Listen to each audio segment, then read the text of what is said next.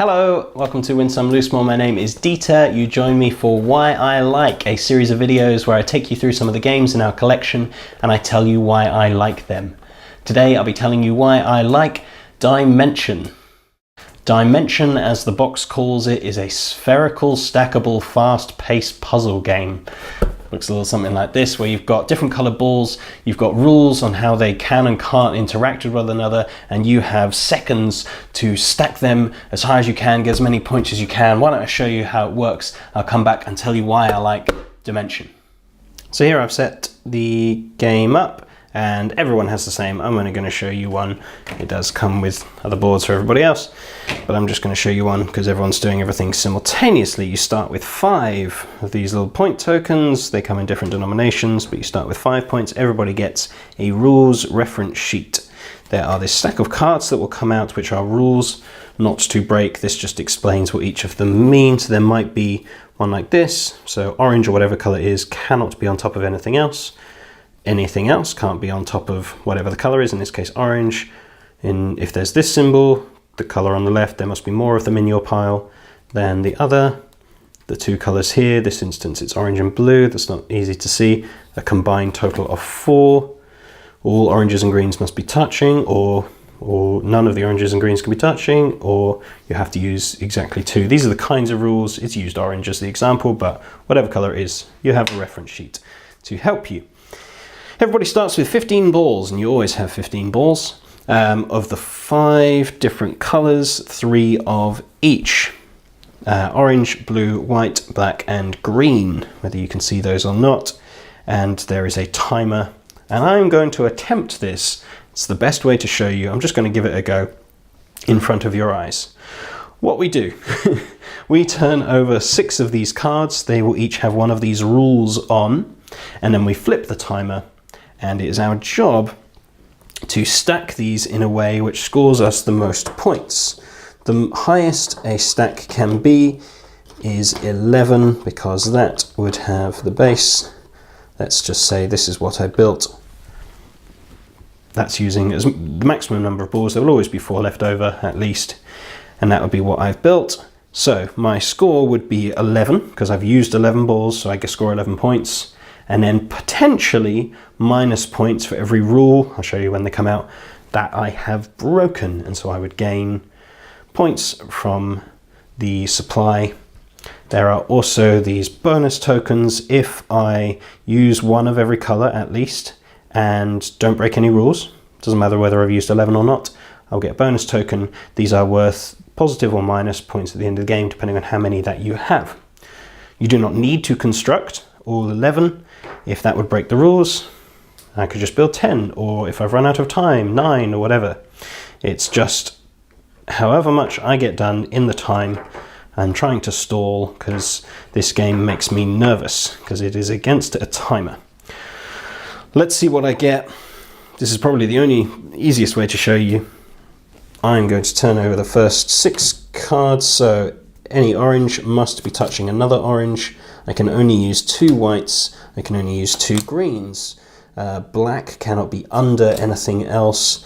There must be more whites than greens, and green cannot be on top of anything else. We know straight away I'm not going to get a bonus because there can't be more whites than greens if they both only have 2, but that's all the stalling I'm probably allowed to do. Let's go. So I flip the timer, and now I need to do this. So what can't be, green can't be on top, so let's create the 2 greens at the bottom. Black can't be on the bottom, so let's put those there. Every orange must be touching another orange. It is. Let's use all 3 of those. Let's use the 3 blues, is that right? And a black.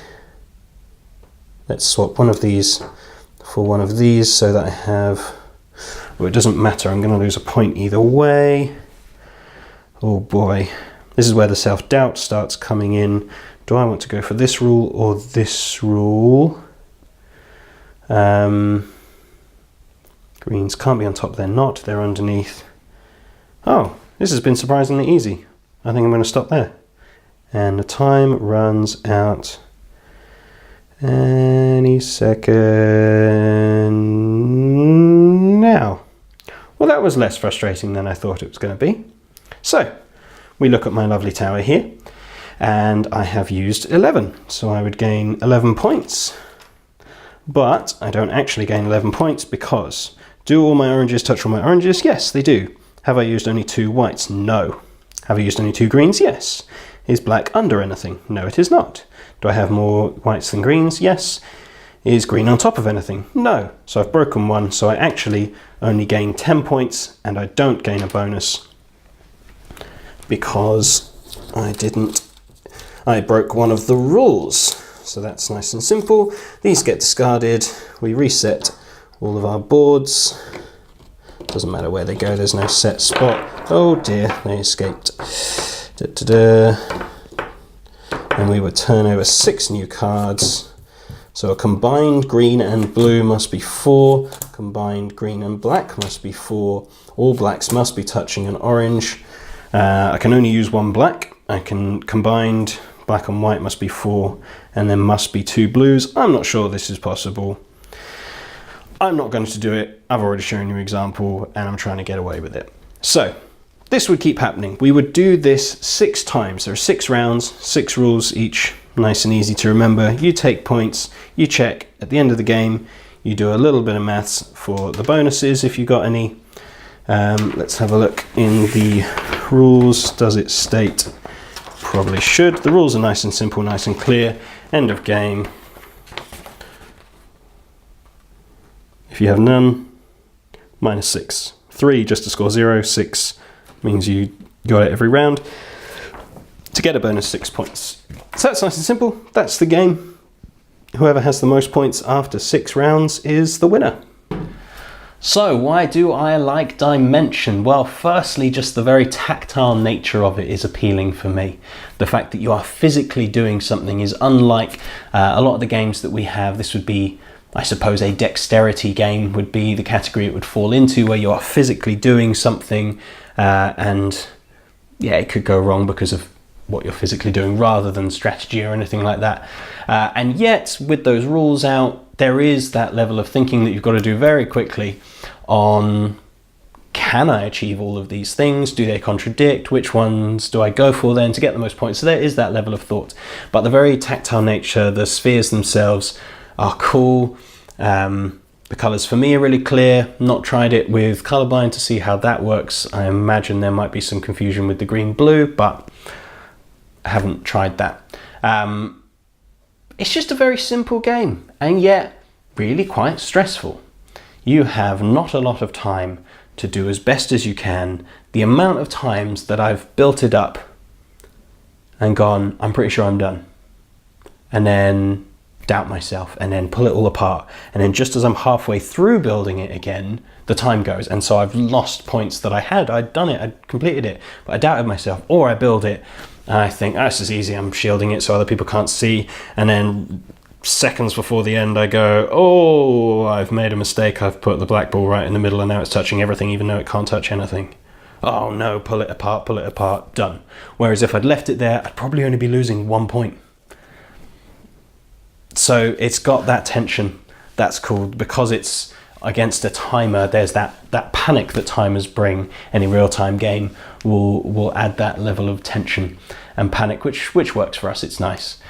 Because it's fast, because there's a challenge to it. You feel like you've done relatively well, even if you haven't, and I do badly, and yet because of that fun real-time tension, I enjoyed myself, and I would happily not do it again straight away. There's only so much real time I can take in one go, and before I get really panicky, it's just too stressful. But you could play a couple of times probably, relatively frequently. We played it twice in a day, and that was nice and easy.